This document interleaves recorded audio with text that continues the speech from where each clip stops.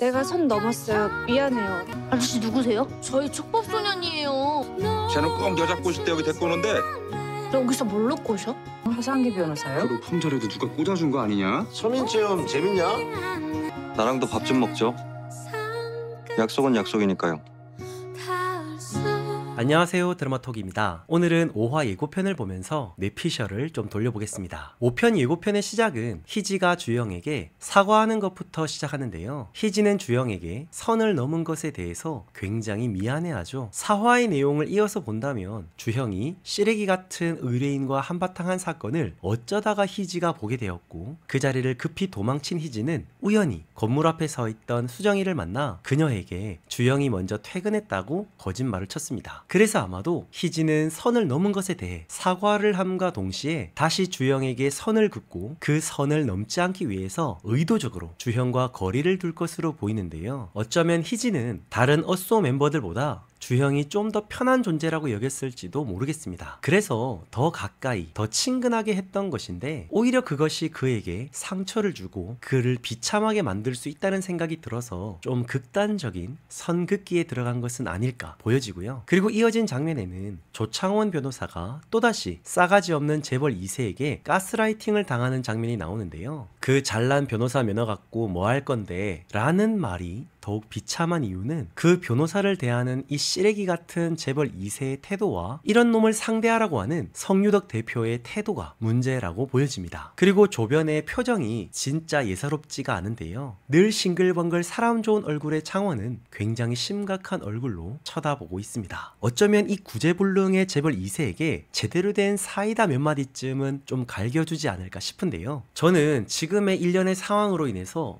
조창원이 왜 변호사가 되었는지를 보여주는 장면도 좀 나오지 않을까 하는 생각도 들더라고요. 변호사 보고 대하기를 너무 하찮게 여기는 이 재벌 2세에게 진짜 변호사의 힘이 무엇인지를 조창원이 좀 보여주지 않을까 하는 기대감도 있습니다. 다음 장면은 주영이 어느 중학교 체육관에 온 것 같습니다. 농구공을 던지는 모습이 보이는데요. 아마도 5화에서 맡게 될 새로운 사건의 피의자들을 보러 간 것으로 보이죠. 이번 사건이 뭔지를 아주 확실하게 알려주는 아이들의 대사, 저희 촉법소년이에요 입니다. 사실 촉법소년의 소재를 다룬 드라마가 참 많이 있었는데 그때마다 촉법소년이라고 해도 처벌을 완전히 피해갈 수는 없다는 걸 보여줬는데요. 이번 서초동 드라마에서도 특히 법이라는 칼을 감정 없이 제대로 휘두를 안주형 변호사는 어떤 식으로 아이들을 박살낼지 기대가 됩니다. 과연 이 아이들은 도대체 뭘 잘못했을까요? 집단 폭행을 했는지 왕따를 했는지 암튼 굉장히 뭔가를 잘못했겠죠. 제발 이런 범죄는 좀 사라졌으면 좋겠습니다. 다음 장면을 보면 우리 무사무휴 윤균상 배우님과 그의 아내 문정희와 함께 식사를 하는 장면이 나오는데 문정희의 남편은 무서워서 애 키우겠냐? 라며 아이를 낳는 것에 대해서 굉장히 부정적인 반응을 보입니다. 그의 말에 완전히 표정이 굳은 문정희를 볼 수가 있는데요. 사실 4화에서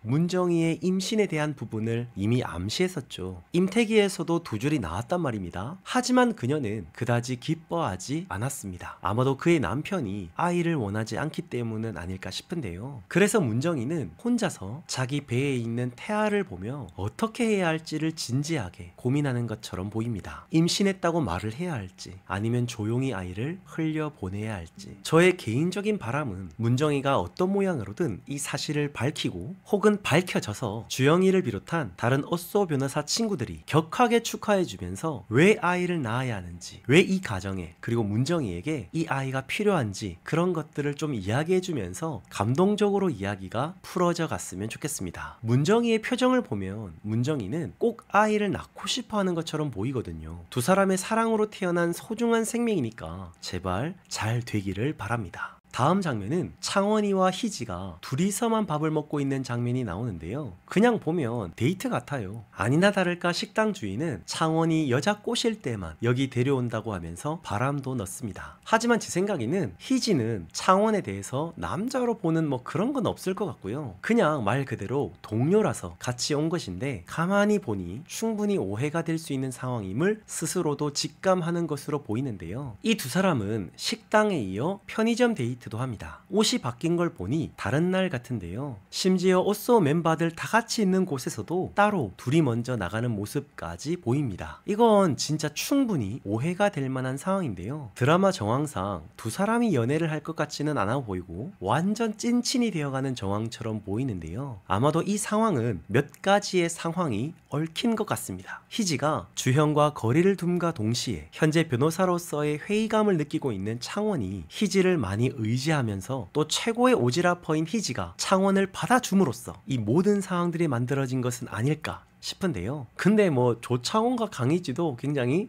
잘 어울리는 것처럼 보이긴 합니다. 물론 뭐 이게 제대로 끝까지 가진 않겠지만요. 자, 그리고 다음 장면을 보면 김영민 건물주가 하상기 변호사에 대한 질문을 전화 통화를 통해 받고 있고 또 그 로펌 자리도 누가 꽂아준 것이 아니냐, 서민 체험 재밌냐 등의 말들도 쭉 나오는데요. 이미 사화에서도 충분히 떡밥이 나온 것처럼 상기는 굉장한 재벌집 아들인 것으로 보이죠. 어찌 보면 함부로 건드려서는 안 되는 존재의 아들이 아닐까 싶은데요. 뭐 변호사 정도면 전문직이고 한 달 월급도 결코 적지 않을 텐데 서민이라고 말하기에는 좀 그렇지 않나요? 그러니까 이 말은 웬만한 돈 많은 사람이 아니라 진짜 돈이 많은 정말 잘 나가는 집의 아들이 바로 하상기라는 것입니다. 그런데 이걸 쉽게 말하지 못하는 이유도 분명히 있어 보이는데요. 아마 이런 부분들이 5화에서 하나씩 밝혀질 것으로 보입니다. 그리고 다음 장면은 창원이 희지를 만나서 자신의 상황을 이야기하는 것처럼 보이는데요. 아마도 창원이 굉장히 힘이 없고 억지 웃음을 짓는 것에 대해서 궁금했던 희지는 슬쩍 창원에게 물어봤을 것이고 처음에는 이래저래 말을 돌리다가 창원은 결국 희지에게 다 털어놓았고 희지는 이 상황을 알게 되면서 창원의 자존감을 세워주는 일들을 해줄 것으로 보입니다. 과연 두 사람의 관계는 어떤 식으로 발전할까요? 그리고 예고편의 마지막은 자꾸만 거리를 두는 희지를 주형이 쫓아가서 그녀에게 자신과도 밥 좀 먹자고 말합니다. 사실 이 드라마가 아주 조금씩 던지는 떡밥이 바로 주형과 희지의 홍콩 장면들인데 이번에도 과거와 현재가 오버랩되면서 다시금 두 사람의 관계에 물꼬를 틀 것으로 보이죠. 가만히 보면 지금 오쏘 변호사들에게는 따스한 채움이 필요해 보입니다. 참 재밌는 것은 그 채움을 희지가 전체적으로 해줄 것처럼 보이는데요. 아마도 서초동 5화에서는 주형이도 문정이도 상기도 창원이도 모두 각자가 지금 겪고 있는 상황에서 각자가 하고 있는 모든 고민들을 희지에게 털어놓지 않을까 싶습니다. 물론 뭐 털어놓는다고 해서 드라마틱하게 모든 문제들이 해결이 되고 뭔가 물 흐르듯이 진행이 될 것 같지는 않지만요. 어쨌든 함께 속사정을 알아가면서 조금은 고구마 전개를 타개하고 사이다를 까는 수준까지 가지는 않을까 싶은데요. 어쨌든 좀 더 달달한 주형과 희지의 이야기도 빨리 보고 싶고요. 이 오쏘 변호사 5명의 특별한 사연들도 굉장히 기대가 되는데 빨리 보고 싶습니다. 여러분들은 서초동 5화 예고편을 어떻게 보셨나요? 여러분들의 생각도 댓글로 마구마구 남겨주시면 감사하겠습니다. 가시기 전에 구독, 좋아요, 알림 설정까지 부탁드리면서 저는 다음 영상으로 다시 돌아오겠습니다. 지금까지 드라마톡이었습니다.